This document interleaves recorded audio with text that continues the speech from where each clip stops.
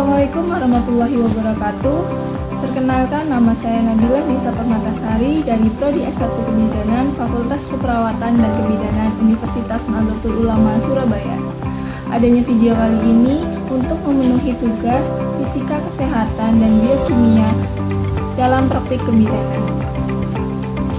Yang saya akan bahas pada kali ini atau pada video kali ini, saya akan membahas tentang biomekanika. Yang pertama ada pengertian biomekanika, selanjutnya ada jenis biomekanika yang terbagi dua menjadi general biomekanik dan okupasional biomekanik. Yang ketiga ada penerapan biomekanik. Yang keempat yaitu mengenai tulang, terus jaringan ikat dan otot atau muskel. Ada pengertian biomekanika, yaitu secara terminologi terdiri atas bio yang artinya makhluk hidup, kata mekanikal yang artinya gerakan.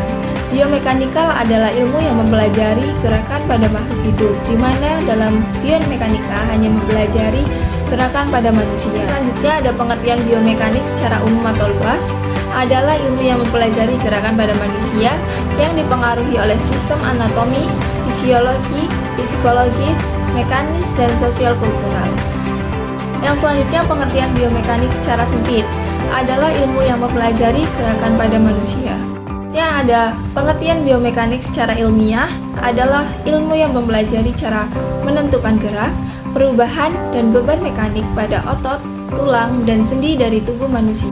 Yang setelah definisi biomekanika yaitu ilmu yang menggunakan hukum-hukum fisika, mekanika, teknik untuk mendeskripsikan gerakan pada bagian tubuh atau kinematik dan memahami efek gaya dan momen yang terjadi pada tubuh atau kinetik. Merupakan keilmuan yang mengkombinasikan hukum-hukum fisika dan konsep-konsep teknik dengan pengetahuan dari keilmuan biologi dan perilaku manusia.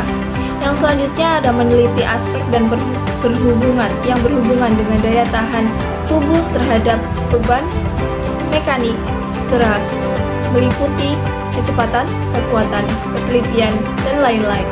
Secara umum, biomekanika dapat diklasifikasikan menjadi dua jenis.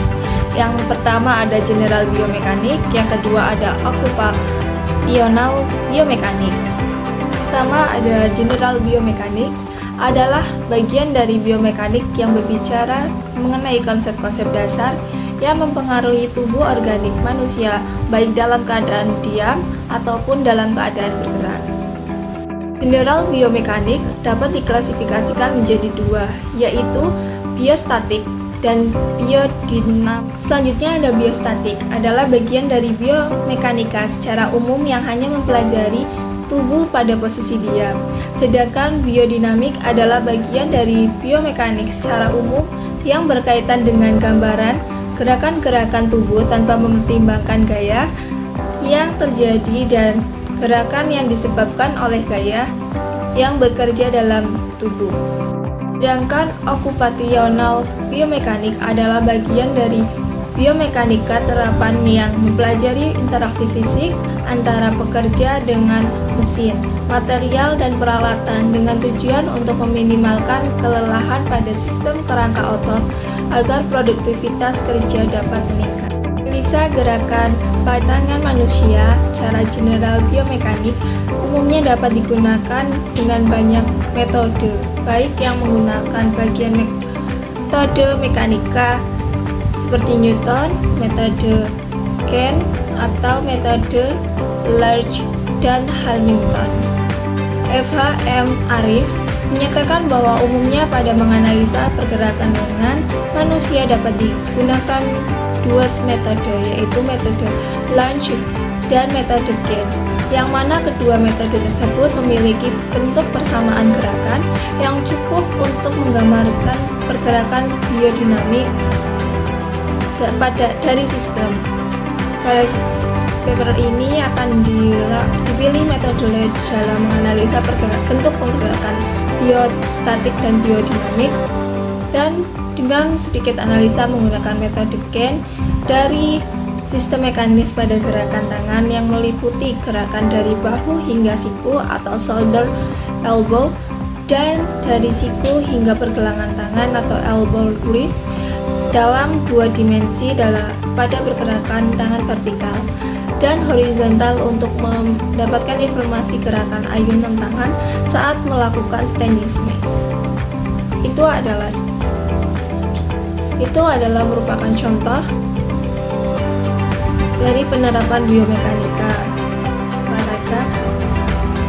Selanjutnya ada penjelasan mengenai tulang, jaringan ikat atau jaringan penghubung, serta otot. Yang pertama ada tulang. Tulang adalah bagian yang tidak terlihat pada tubuh manusia, namun perannya sangat signifikan dan tidak dapat digantikan. Salah satu fungsi tulang sebagai tempat lekatnya otot sehingga tubuh dapat bergerak dengan normal. Maka dari itu penting bagi kita untuk menjaga kepadatan dan kesehatan tulang. Jaringan ikat. Jaringan ikat atau TC atau jaringan penghubung adalah salah satu dari 4 kelas utama jaringan. Meskipun merupakan jaringan primer yang paling melimpah dan tersebar luas, jumlah jaringan ikat pada organ tertentu bervariasi. Seperti rangka kayu pada rumah, jaringan ikat menyediakan struktur dan pendukung di seluruh tubuh. Jaringan ikat memiliki 3 komponen utama, yaitu bagian dasar, serat, dan sel. Selanjutnya, elemen struktural jaringan ikat. Jaringan ikat terdiri dari 3 bagian, yaitu sel-sel yang tersuspensi dalam zat dan matris dasar, dan sebagian besar memiliki serat yang melewati. Bersama substansi dasar dan serat membentuk matris ekstraseluler. Komposisi ketiga unsur ini sangat bervariasi dan dari satu organ ke organ lainnya. Hal ini menawarkan keragaman besar dalam jenis jaringan. Selanjutnya ada otot. Otot merupakan jaringan pada tubuh manusia yang dapat berkontraksi atau mengerut dan relaksasi atau mengendur. Saat berkontraksi, otot akan jauh lebih pendek. Sebaliknya, saat relaksasi, otot akan memanjang. Selanjutnya ada otot. Otot terbagi berdasarkan bentuk, susunan, dan cara kerjanya. Otot manusia dapat dibedakan menjadi 3, yaitu otot lurik atau otot rangka. Selanjutnya ada otot polos atau otot licin, dan yang terakhir ada otot jantung. Selanjutnya ada ciri-ciri dari otot lurik, yaitu yang pertama inti selnya banyak dan berada di bagian tepi. Yang kedua bentuknya silindris dan panjang, mempunyai ribuan serabut yang membentuk jaringan otot. Yang selanjutnya terdapat pada otot lengan, pipi, perut, dan menempel pada bagian rangka tubuh. Yang selanjutnya termasuk otot volunter atau harus bekerja dengan kesadaran. Yang selanjutnya mampu bekerja dengan kuat dan cepat, tapi mudah lelah. Selanjutnya ada otot polos. Ciri-ciri otot polos adalah hanya memiliki satu inti sel yang berada di bagian tengah, berbentuk gelondongan dengan kedua ujung meruncing, beraksi lambat dan tidak mudah lelah. Terdapat pada otot pembuluh darah, otot pada sistem pencernaan, dan otot organ-organ dalam lainnya. Termasuk otot involunter atau otonom, tidak mempunyai garis melintang. Terakhir ada otot jantung, memiliki ciri-ciri inti sel banyak dan terletak di tengah, bentuknya memanjang, silindris, dan serabut. Selnya bercabang dan saling menyatu. Hanya terdapat di jantung dan bekerja di luar kesadaran, involunter atau otonom, berkontraksi, kuat dan berirama, mempunyai garis melintang. Cara kerja otot. Cara kerja otot terbagi menjadi 2, yaitu otot sinergis dan otot antagonis. Yang pertama, otot sinergis adalah otot yang bekerja secara bersamaan atau searah. Ya, seperti otot-otot ini berkontraksi dan berelaksasi secara bersamaan.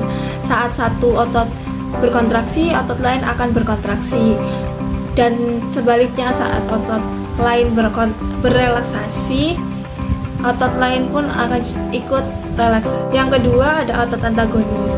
Berkebalikan dengan otot sinergis, otot antagonis adalah otot yang bekerja berlawanan. Artinya apabila satu otot mengalami kontraksi, maka otot lainnya akan mengalami relaksasi. Seperti contohnya pada otot bisep dan trisep. Sekilasan dari saya mengenai biomekanika. Bila ada salah kata, mohon maaf. Wassalamualaikum warahmatullahi wabarakatuh.